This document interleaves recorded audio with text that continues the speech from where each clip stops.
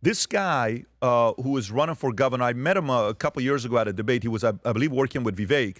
Young guy, I want to say he's 31 years old. This guy right here. He proposed a crazy idea, okay, for state of Florida governor that he's running for. And I'll let you listen to it, and then I want you to see who got pissed off at him. A girl named Sophie Rain. Brandon, am I saying it correctly? Their name? Yes. Sophie Rain responds to him. I'm asking Brandon because, yeah. So if you want to. Why, Brandon? Play. Rob, go ahead and play this clip. You can tell me later. Here's a guy who's running for governor. Look what he wants to do with OnlyFans. Go ahead, Rob. And so if I'm governor of Florida, if I'm elected on August 18th, 2026, as the Republican candidate to succeed Ron DeSantis, we're passing a 50% tax on all OnlyFans income. And guess what? For Sophie Rain, who is a proud resident of Florida, that means she's going to have to pay $42 million. $42 million, Charles, to the state of Florida, which I'm going to use for two purposes. We're going to increase public school teacher pay, and we're going to improve school lunches, something that Michelle Obama promised and never got around to. And so if I'm governor... So guess what? This gets out there, and guess who responds to it, Rob? I send you the tweet. So she responds, go to the next one. She responds on the top right, go a little bit closer to the top right. Sounds like you subscribed and got buyer's remorse after dropping your annual salary on an OnlyFans girl. Damn. He responds, Sophie, pay your taxes or quit OnlyFans. Those are your choices. I'm running for governor of Florida to stop smart and capable women like you from being exploited by that disgusting platform. Wow. What do you think about this, Mark? How do you process Well, this? as a father of two daughters, it makes me sad to think that these girls, that's the only value they can provide to the world. That's what I think. Like, they have so much more capability. Why is that all you can provide to the world? But that's how I feel as a father. If I zoom out, OnlyFans is a platform for content creators.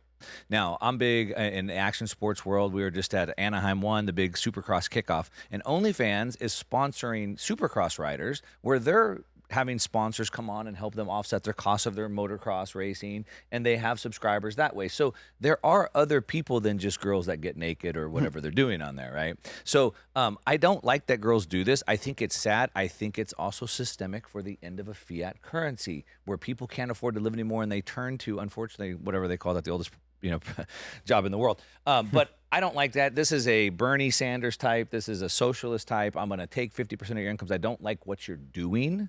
And that's wrong. Got it. By the way, apparently the Sophie Rain girl made $95 million plus gross earnings through late 2025. That's why he says 50% you would pay 40-some million bucks. She's shown, allegedly, that her annual profits, annual earnings is around $40 to $50 million per year based on one of her own screenshots. Okay, one of her own screenshots. Tom, your thoughts on this story, this idea a 50% tax on OnlyFans? So I believe the government should step into markets when lead-based paint is discovered to cause birth defects and cancer in young kids. So we can't have lead-based paint in households. When tobacco is discovered for what it is, carcinogenic.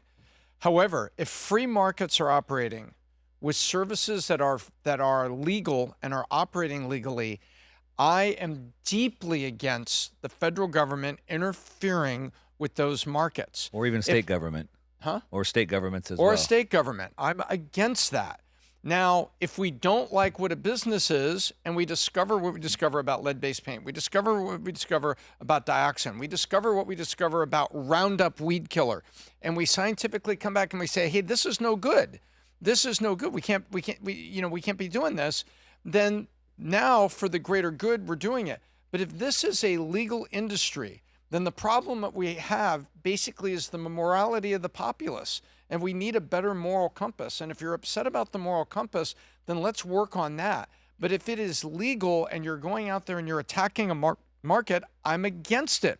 Because remember, one man's demon is another man's saint. So one governor says, I want to take 50% of Sophie Rain's OnlyTax earnings. The next governor says, you know what's even worse than OnlyFans? Social media, creating cutting and depression in young girls. I want 50% of Mark Zuckerberg's earnings. Right. You can't do it. If you want to go out and you want to, that's the wrong way to do it. And I'm against it and I'll defend it.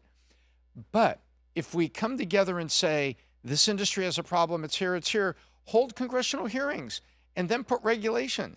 right? Then do that. And don't let paint factories dump, byproduct of slurries into the river. That's good government coming out saying we can't do this. This is populist positions. And the only difference between him on this position and the ballot industry in California is 2 different states. You're going after something, in the name of something else, and you're interfering with the market that's operating on businesses that are legal, even if you don't like those businesses, said the father of 2 girls. I might say this is worse because at least in California, they're bankrupt and they need the money and let's get it from the billionaires. Here, he says it right in that last line. I refuse to let smart and capable young women like Sophie Rain be exploited. So this is a moral framing. This is not like we're bankrupt, we need the money, let's get it from the billionaires. This is like, I'm going to use lawfare or I'm going to use taxes to try to change the moral compass of the people. I mean, it's a terrible take. It's a terrible take. By the way, this is James Fishback.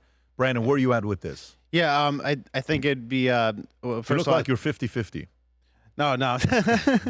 No, I respect the hustle, I guess, in one sense. Like, it is reflective of where society is, like, for both men and women. Like, it's sad that you see situations like this with like the outliers where somebody like her can make $90 million, then probably a couple thousand girls try it, don't make any money, but ruin their reputation. So that is sad. But also this guy, I'm calling him BS. I think he's just trying to act like Trump and be outrageous and say like a big, audacious claim and get some attention that way. But no, it's ridiculous. You can't just like weaponize the government against things or ways people are making money that you don't like. And by the way, it would be a massive waste of money, probably even more of a waste of money than spending money on OnlyFans to give it to public school teachers because, no offense to public school teachers, I'm sure there are some great ones, but they're a part of society. That's a big problem too with like the unions and everything. So yeah, that's a bad idea. Well, listen, according to what Adam tells us, if this were to pass, Miami would change.